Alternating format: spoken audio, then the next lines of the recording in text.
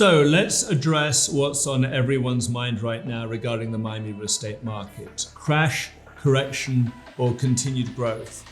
My name is David Siddons, and for the next 20 minutes, I'm going to take you through the data and analysis that we've run for this 2022 report. And we're going to cover three key periods: 2015 to 2020, 2020 to 2022, which is the COVID era, and then the last 6 months of 2022, Q1 and Q2, with a focus on the last 60 days, and then projections forward of where we're going for the rest of 2022 into 2023. So, without further ado, let's get into this.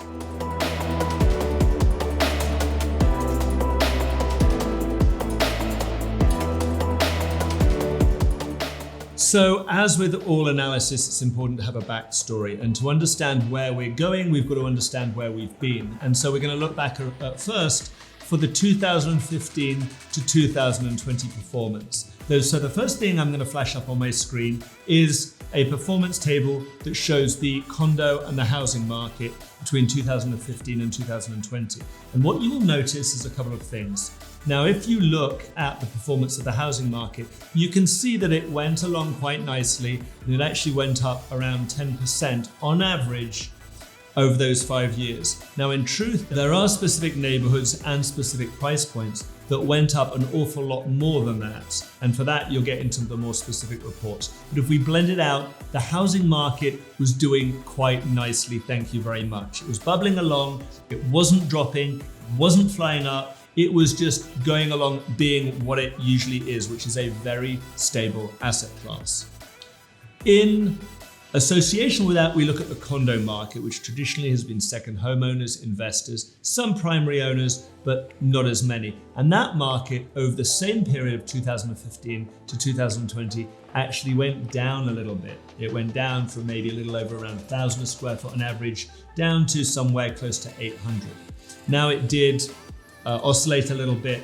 But what's more interesting is when you look at this, you look at the changing behaviors of inventory over those periods. Because the changing behavior of inventory is very important when we get further down the line into 2022 and where we are today to understand where we might be going. So if you look at the condo market, you'll notice, again, flashing up on the screen, you'll see that light gray line which oscillates the supply and demand. And there were three key peaks that occurred during that period: 2016, 2018, and then obviously in 2020. Why and how did that happen? Well, quite simply put, Miami has always had a love affair with high level of construction. So there's been injections of large amounts of real estate, particularly condo real estate, into our market at certain periods. And then that product gets resold, comes back into the market. 2016, it was the resale time for all that product from 2012 to 2015 that I spoke about in much earlier reports. You go all the way back to 2015, remember that report? Well, there I mentioned if you own a condo in the market, you probably want to sell because the market's going to get flooded with inventory and the prices will drop. And guess what happened? That's exactly the truth. That's exactly the reality of what occurred. Then into 2018, we had a little bubble again with an injection of more capital coming from some of the other sectors of the market, notably a lot of product that came out in Sunny Isles that was introduced 2015, 2016, 2017, again came back into the market in 18. There was a lull, and then 2020, a big shoot up of inventory. As we went into COVID, people didn't want to sell, everyone wanted to get out, things changed. But then, and going through to the next period, you saw the condo inventory drop drastically. So we're going to move on to the next screen, which we're going to have a look at, which is the primary and secondary home markets. Now we've understood where we were with the condo and the housing market. The housing market is now divided into two brackets: the primary owners and the secondary owners. Now, most people in Miami with single family homes are primary owners, but there is a good number of secondary product that exists in the market. And particularly now as we're into a period with Airbnb becoming a thing, it's very important to understand the growth of inventory within that market and that behavior as well. But again, if you look, primary markets and secondary markets always behave a little bit differently. Secondary markets tend to oscillate. Secondary markets are not products that people absolutely have to have. They're not necessities, they're luxuries.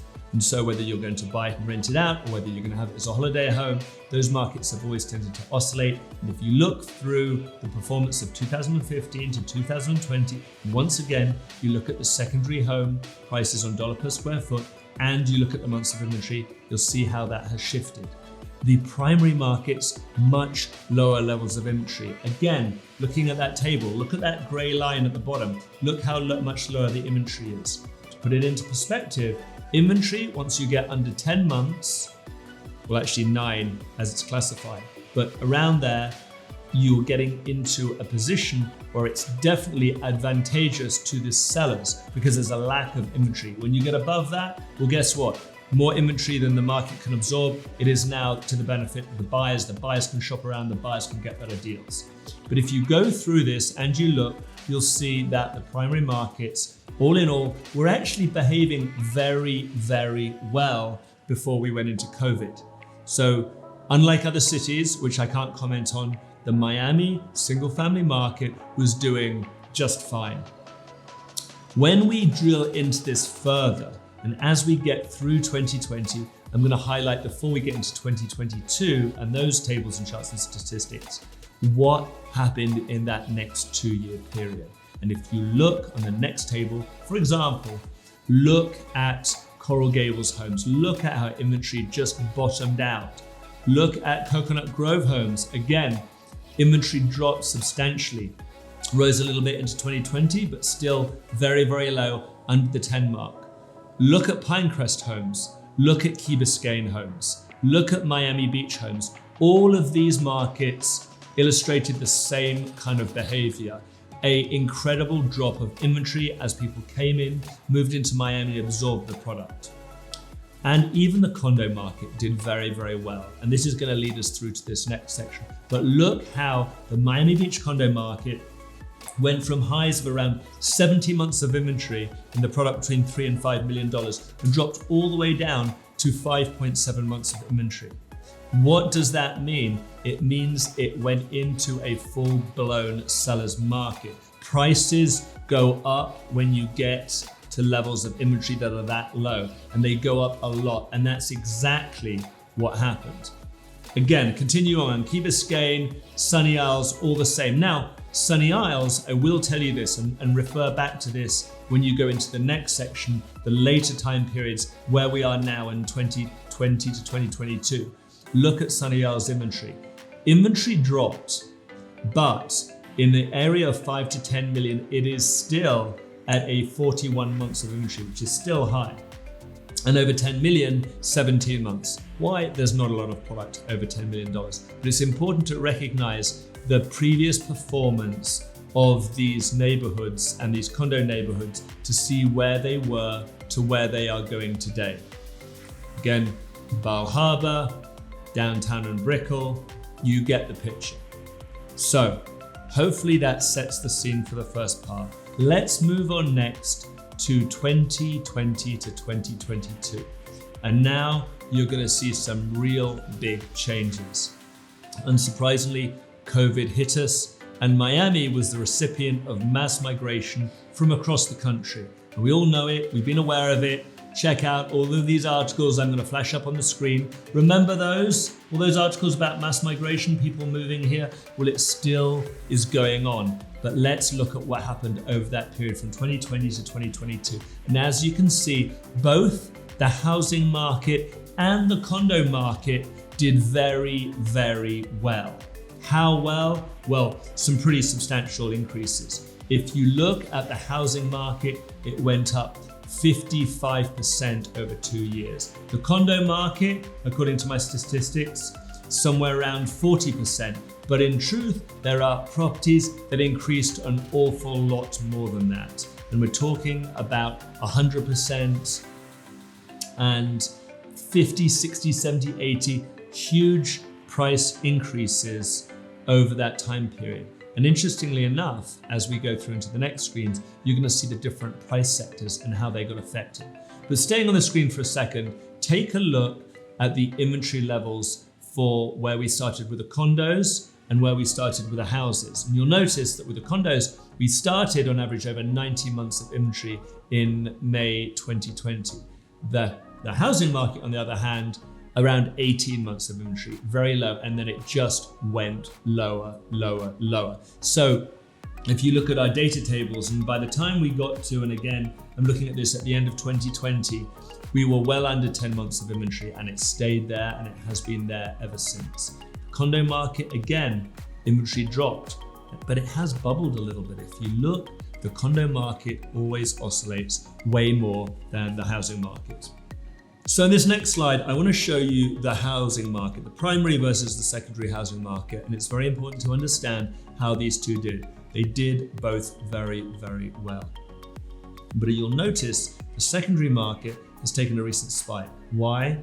Well, Airbnb. And as you go into the second section, which is the rental market, you're going to be able to understand far better what is going on with that Airbnb phenomena, which is now running through Miami and creating a high level of income for those people who've bought Airbnb.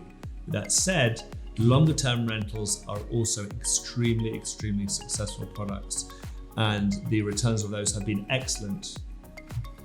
Let's move into the next screens, which gets us a little bit more granular into our markets. And again, using the Condo Geek software, we can track through and we can see the performance of neighborhoods like Coconut Grove, which went along quite well through the last 5 years, but then obviously took a big spike as we go into 2021 and 2022. And you'll see that considerable spike on dollar per square foot when it went up almost 100%.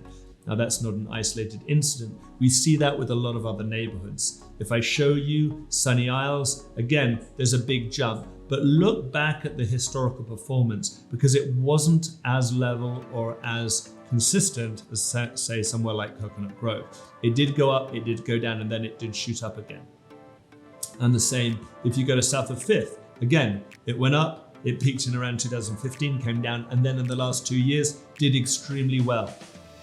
I think it's fair to say that universally through Miami, whichever neighborhood you're into, whether it's a housing market, a condo market, it's south of Fifth, it's Brickell, it's Sunny Isles, it's Coconut Grove, Coral Gables, the whole market did extremely well because it was the recipient of, once again, mass migration. And again, I keep stressing that because the numbers of people that moved here was absolutely incredible. And companies and businesses and other facets that just made our market go supersonic. And it has become one of the most desirable cities to live in the entire US. And as we go through, we see other neighborhoods do the same thing. We see Brickell goes up. We see all of the key neighborhoods rise. I think it's important to recognize that even though the condo market went up 30-40%, the housing market went up 55-60%. It's important to recognize that the housing markets started off in a much more stable manner. They were much more sustainable, they were much more solid, their behavior was more consistent over the years. And obviously in 2021, 2022, they jumped. But before that, there were some different behaviors. As we go through and finally, we want to get into what's happened in the last 6 months. And fundamentally, let's look at the last 60 days because some of the data that we can pull allows us to understand our future predicted inventory levels. This is so important because inventory is the gravity of real estate economics. You cannot fight it, you cannot deny it. If you do not have enough inventory in the market, if you have under 9 months of inventory, prices will rise. And this is a very key thing to understand. Because yes, we came from incredible speed, incredible velocity, incredible sales and increases in prices. But as we've slowed down, we're starting to understand much, much better where we're going to go for the future. So as we look at absorption rate, which is calculated by taking the amount of properties that we listed in the last 30 days to the amount that went pending and looking at the difference, we can see if our inventory is going to grow. Now, of course, we're going to use that metrics to extrapolate it to the next month and the next month and the next month. And as we do this every 60 days, those numbers could change. Each 60 days, we could see inventory levels rise, sales stay the same. But it's important to understand which neighborhoods are doing well and which less so as we move forward, because it helps us predict what comes next. And obviously, combined with all this data, we're going to look at the human behavior, the demographic profile of who's buying and why they're buying. And then additionally, we're going to understand what the psychological factors that are at play inside their head. And those are factors that are fundamentally what is going on in the macro economy, because when you turn on the news in the morning and you see what happens in the stock market, or you see about what goes on with interest rates or inflation, it plays into your decision-making process. So the last 6 months, the first 3-4 months of the year were great. It was business as usual, just like it was between 2020 and 2022, or should I say 21 to 22. But then in the beginning of May, we had interest rates got hiked. And we also saw the stock market do some really unpleasant things and continue to do so as we sit here at the end of June into July. But when we go into the performance of the market and we look at what's happened in the last 2 months, we can see very clearly that inventory is increasing. It's increasing in some areas more than others. For those of you searching for a single family home in the 1 to 3 range, it's been very, very difficult. And it's going to continue to be very, very difficult, even though you might see a little bit of inventory increasing. So if you go and you look at this table that I'm going to flash up on the screen right now, you're going to see and pay attention to the months of inventory and the projected months of inventory. You'll notice it is extremely low.